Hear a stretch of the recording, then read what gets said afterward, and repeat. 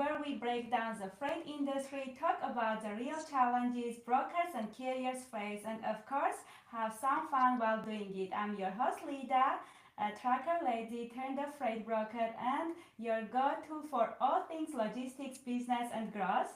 And today we're having a special guest, someone who is not just leading the freight factoring space, but changing the game. He is the CEO of Denim, a company that is making freight factoring smarter, faster, and way more broker friendly than ever before. If you are tired of clunky processes, delayed payments, and uncertainty, this episode is for you. So let's welcome Bharat to the show. Bharat, thank you so much for agreeing to come to my show. It's a pleasure to have you here. So, Yeah, thank you so much for having me. I'm excited for this. yes, me too.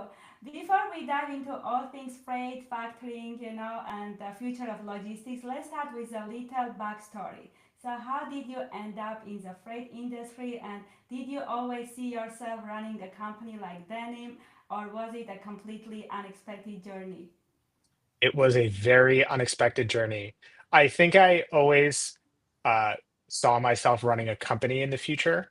Mm-hmm. When I was younger, I was very entrepreneurial. I had started a bunch of, even as like a little child. I remember when I was like 8 years old, me and one of the neighbors went around trying to play violin for our neighbors and charging them 25 cents to hear a song, which was Wow. honestly probably too high of a price because we were terrible. But it's something that's just kind of always been in my DNA. I had no idea that I would end up in the world of trucking or factoring. I joke that before we started the company, trucks were just these things that I got stuck behind in traffic.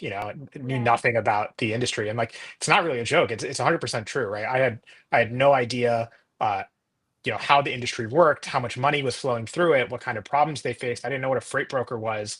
Um, but how I wound up here is that my co-founder and I, he's my high school best friend, we go way back. We had Mm-hmm. actually started a different business in the passenger transportation space. And through that, we ended up meeting a lot of founders and investors and people who worked broadly in the transportation tech ecosystem. And a lot of them were on the freight transportation side.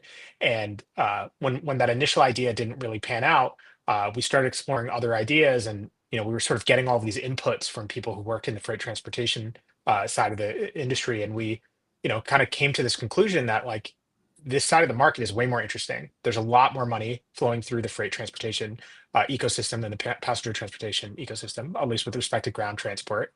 Yeah. And it's very complex. There are many different problems that many different people are facing. So there's a lot of room for technology to add value.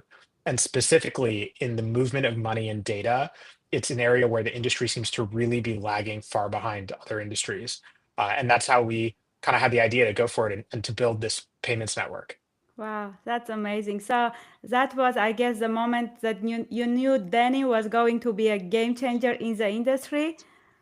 Yeah, I Yeah. mean, you never really know how successful it will or will not be until Yes. until you're in it. But it kind of clicked for us, and we're like, this just makes sense. It should exist. If we don't build it, someone else probably will. And we Yes. think in 10 years it's going to be there. It's just like it's hard for me to imagine that, this was like 5 years ago. It's hard for me to imagine that 5 years from then, everyone would still be like faxing each other documents to get invoices factored, right? Or that Yes. all of these processes would be done manually on paper invoices. It just seemed much more likely that over time, someone somehow was going to digitize all of these workflows, was going to digitize the movement of the money and data, was going to Yes. figure out how do we take work off of the freight brokers' plates and how do we get cash in their hands faster. Yes. So how did you come up with the name of the denim? What does it mean? Yeah, so we used to be called something else, Axle Payments, but there's a lot of axles in the industry, and so Yeah. it created a lot of confusion for for customers, and people would be reaching out complaining about stuff that some other company did, and we realized we wanted to create our sort of own brand identity, and to do that, we needed a word that would be like really, it's like short, easy to spell, memorable, that has no specific industry connotation, right? If you use something like axle, people already have like a thought about what it means. Or if you use Yeah. like truck in your domain, people already know what that is. But with denim, it's something that doesn't have a specific industry connotation. but it has sort of a vaguely positive connotation with the industry, right? It captures this Yeah. idea of like the independence, the ruggedness, the entrepreneurial spirit of the clients that we Yes. service.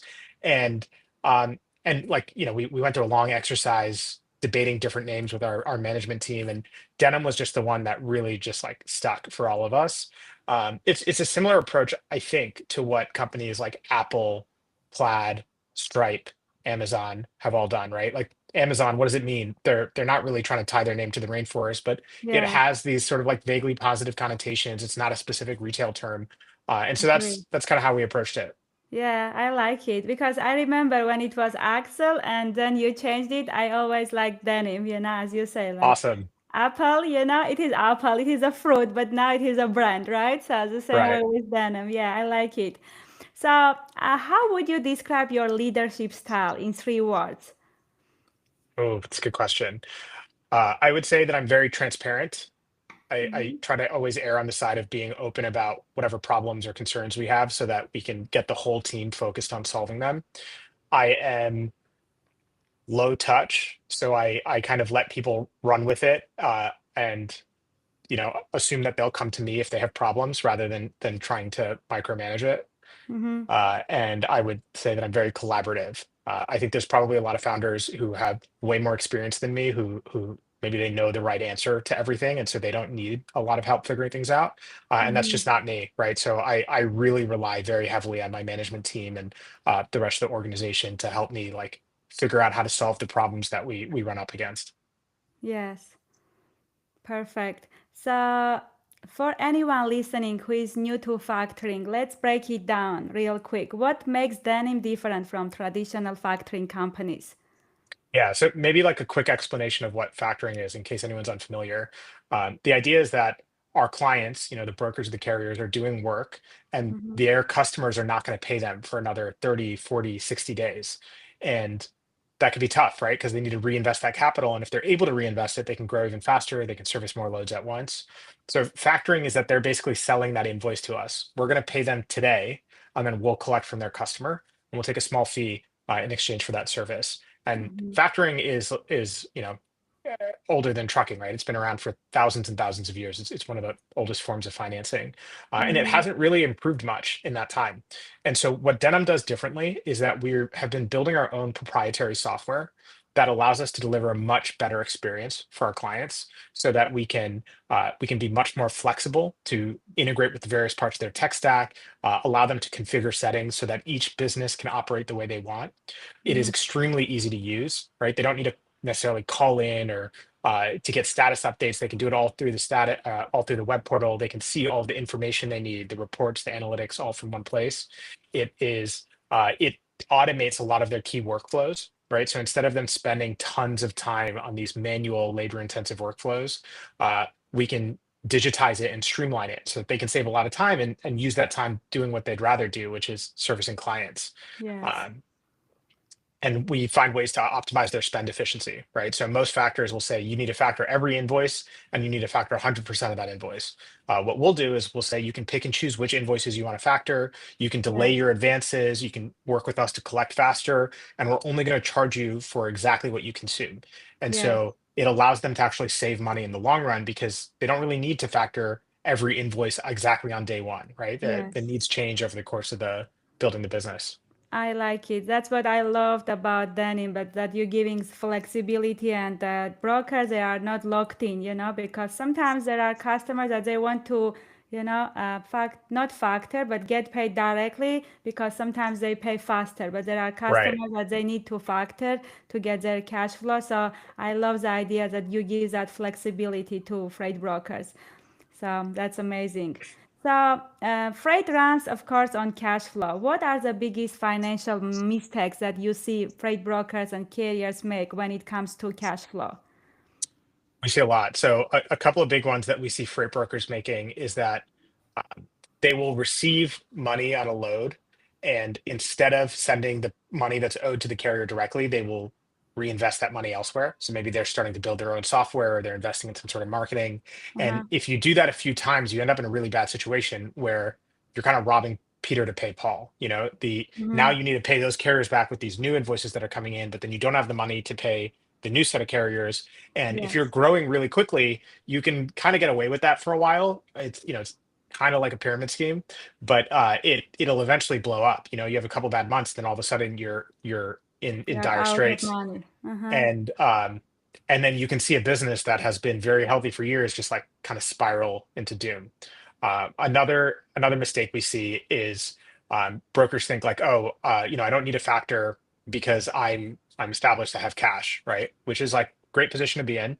You definitely don't want to be factoring all your invoices if you're in that situation. Uh, but if you don't have that kind of relationship set up, if you don't have it in place, then when certain opportunities come your way, you're really not able to take advantage of it. So now maybe you have a bunch of new customers who all want to send you a bunch of business, but the carriers want to get quick paid, and you have a bunch of cash saved up, but not enough to cover all of them. Now you're turning away loads, right? When instead, if you had one of these relationships set up, as long as it was with a factor who's letting you pick and choose which invoices to factor, you can just choose not to factor those invoices and then factor the ones that you want. And Mm-hmm. then I think the last one I'd say is that we see a lot of brokers um, who will like they will undervalue the productivity gains that can come from like streamlining their financial operations. And so they'll do things like they'll just hire a bunch of people in-house to handle it all manually, which might not be that big of a deal if you're only doing a couple million in revenue. But as you continue to scale, now that team goes from like 2 to 3 to 5 to 10, and it becomes very difficult to manage that, right? It's not Yeah. just a lot of headcount and costs, but there's a lot Mm-hmm. of errors that can come in there. And so, we always advise brokers, whether it's related to their payments or any other part of the business, to like look for opportunities to digitize and to streamline their operations with software so that they Mm-hmm. can be as efficient as possible and redeploy all those resources to growth. Yes. So instead of hiring people to do invoicing and accounting, use technology to do that. That's Right. So you amazing. can so you Uh-huh. can hire those people to do sales instead, right? You can hire them to Yes, take care of your clients and make sure of that course. the loads are getting where they need to go and your customers are really happy and you're building those Mm. relationships, right? Because at the end of the day, the, I would say 90% of the people that are getting into the brokerage industry are doing it because they love logistics, they love sales, they love Yes, client service. not exactly Uh, invoicing, right? We don't want yeah, back no, office. Yes. yeah, and so like don't waste your time on that stuff if you don't have to, because it doesn't just like your time; it saps you of your energy.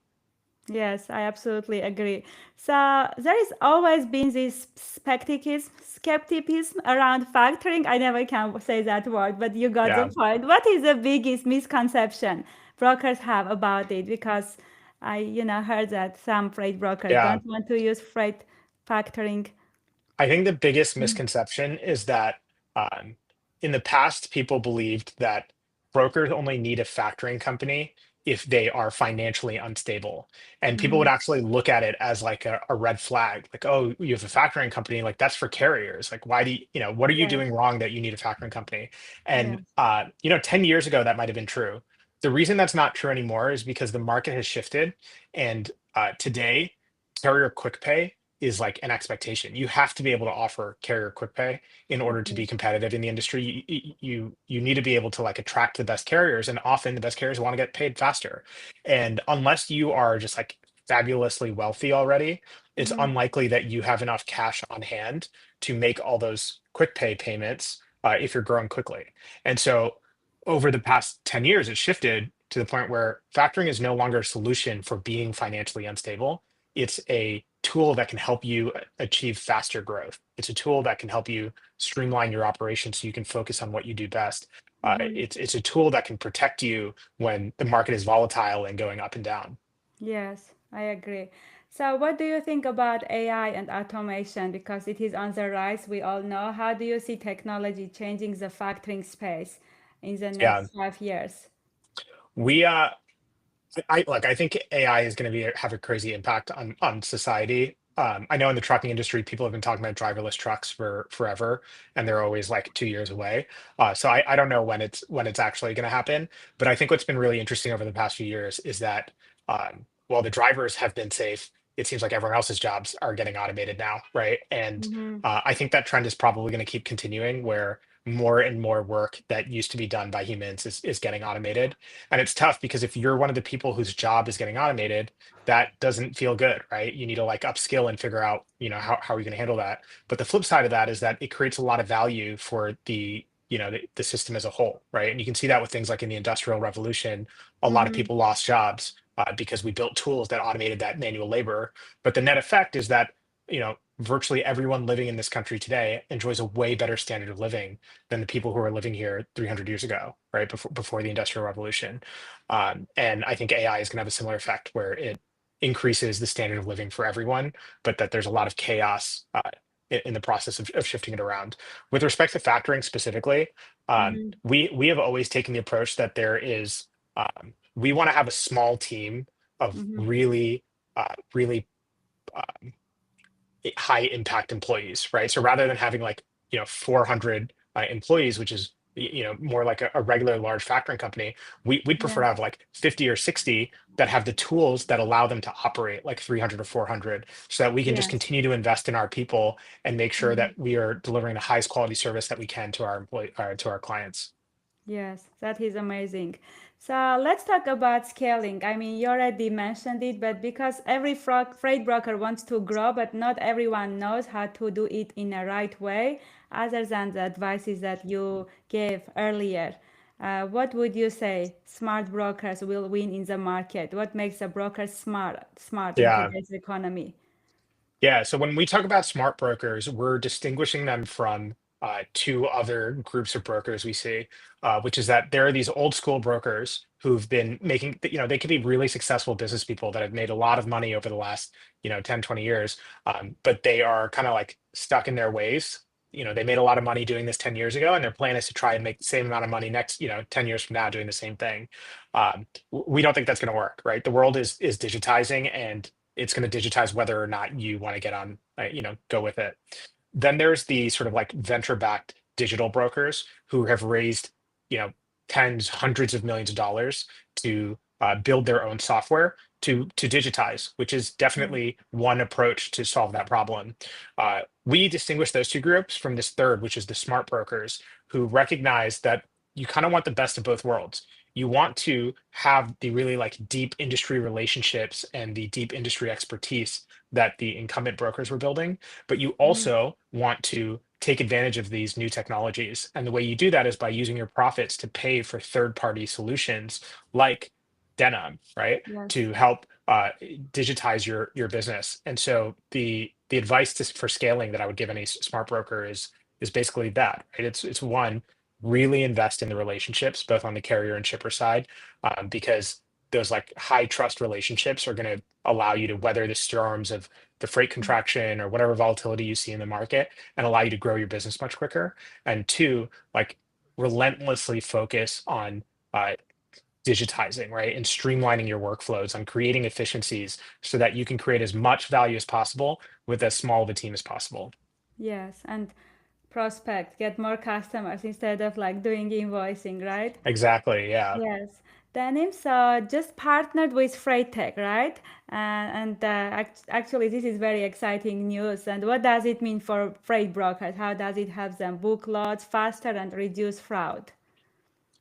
You're talking about the integration Yes, with the Carrier Assure. integration with Freight, yeah, DAT Freight Analytics. Oh, Mm-hmm. yeah. So this is really exciting. So DAT is obviously one of the biggest load boards in the country, Mm-hmm. and right now, when brokers post loads there, the carriers may or may not know, like, is this a load that I should take, right? How do I know it's valuable? Like, how do I know I'm going to get paid? It's a risk that carriers always have to take. Yes. We can basically backstop that, right? We know, like, hey, we're seeing through from this broker to the shipper. So maybe this broker is brand new. Maybe they've been around for like 1 year, 2 year. They don't have a track record of payments that you can count on, but Mm-hmm. maybe they're moving freight for Walmart or Target, right? And we know Yes. that Walmart or Target are going to pay. So by allowing us to see through to the transaction, we can give the carriers confidence that these payments are going to get paid.